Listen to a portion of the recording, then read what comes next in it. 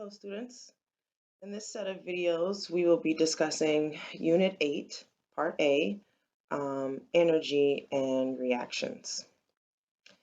The set of learning objectives that we will discuss are distinguishing potential and kinetic energy, identifying chemical reactions as endothermic or exothermic, explaining how heat of reaction relates to the law of conservation of energy, and determining enthalpy of reactions from graphical data, using stoichiometric relationships and the enthalpy of reactions to calculate the total amount of heat consumed or produced. And we're going to take a look at entropy, enthalpy, and the free energy to determine spontaneity of a chemical reaction or a given process. So units that you should review prior to jumping into this content are Unit 2, 4, and 7.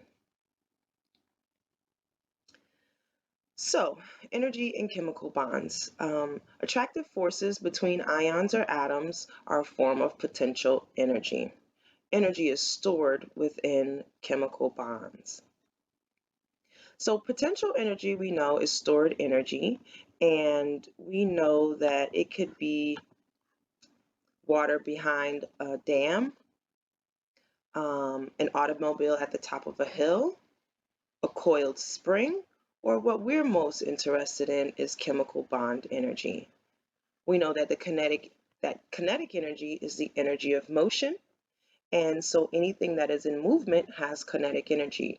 Remember, temperature is a measure of the average kinetic energy of particles. So a car rolling down the hill has kinetic energy, and if a spring uncoils and can make the hands on a clock move. So the laws of thermodynamics help us to understand why some chemical reactions occur and others do not. Thermodynamics, if we take a look at the little words, thermo means heat, dynamics is when things are moving. And so thermodynamics in chemistry is the study of energy, work, and heat. We can apply thermodynamics to chemical changes, meaning that we can do calculations to help us determine the quantity of heat that is obtained from, let's say, combustion of a gallon of fuel oil and other types of reactions. We can also apply thermodynamics to physical changes, and we've already done calculations on determining the amount of energy that is required to change a substance from state to state. So we know that there's a certain amount of energy that goes into a sample when it is going from freezing, when it's going from a solid to a liquid, in which we are putting in energy, and we know that that energy is called the latent heat of fusion. Likewise, the heat of vaporization is the energy that is required for a substance to boil at its boiling point. So what we can say is that when we have bonds or atoms, when we have bonds between atoms or ions, if we're breaking those bonds, there's a certain amount of potential energy that's often converted to heat. So either when we're forming bonds or when we're breaking bonds, energy is converted to heat, whether we are adding energy into the system or taking energy out of the system.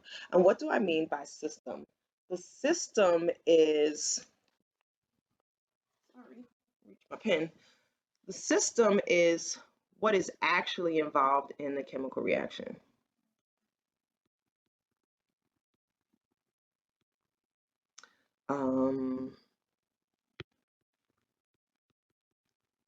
Substances involved in the chemical reaction.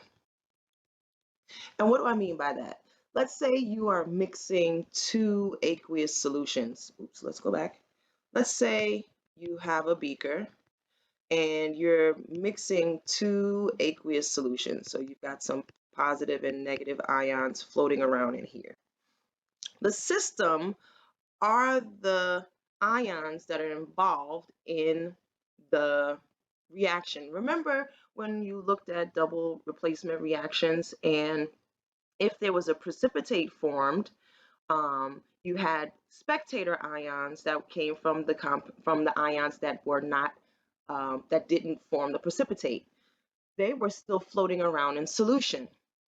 Well, the system is only those ions that are actually forming the precipitate and dropping down into the bottom of the beaker, whereas the ions floating around in solution, the solvent, the beaker, the air around the beaker, those are all the surroundings. Okay, whereas only what is involved in the chemical reaction itself is the system. And so that's what I will be referring to as the system. So heat is the transfer of energy between two objects due to a temperature difference. And we know that heat flows from warmer to colder objects. It is a measure of the kinetic energy of the particles that make up the molecules. So you know that we can represent heat as Q, either lowercase or capitalized. For our purposes, we can use them interchangeably. At higher level chemistry, there are differences between the two. So when we're thinking about chemical bonds, breaking bonds absorbs energy.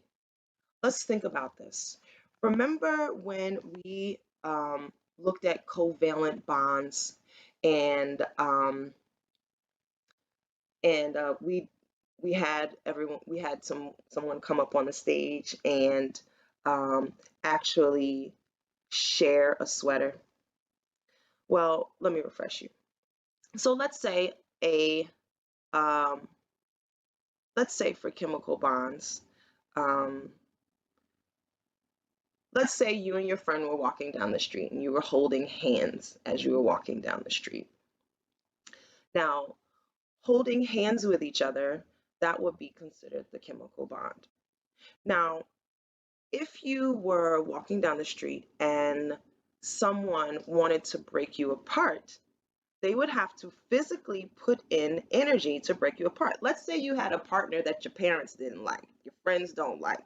They put a lot of energy into breaking that friendship apart, right? So, um, when you're breaking a bond, you have to absorb energy, whereas when bonds are formed, energy is released.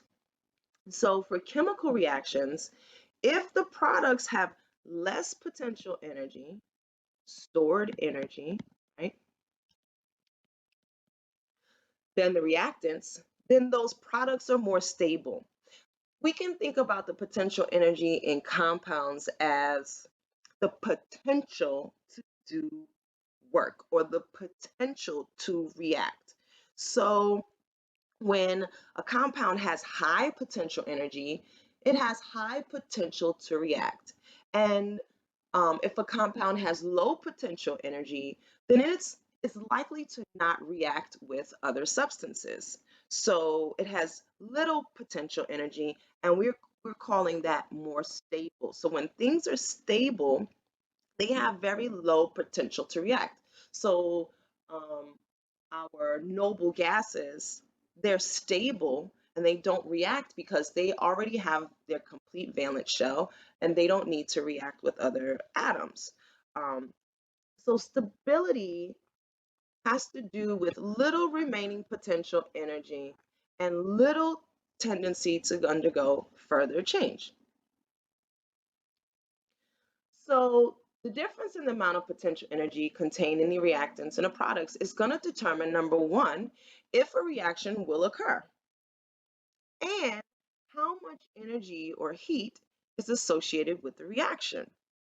Now, what I mean is about if a reaction will occur. If a reaction will occur on its own, that's not a good word either.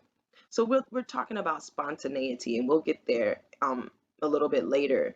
But A reaction that occurs spontaneously is one that once you add in just enough energy for the reaction to occur, it will continue going on and on and on without any additional um, energy being entered into the system. Whereas if something is not spontaneous, you have to continually add energy in the process.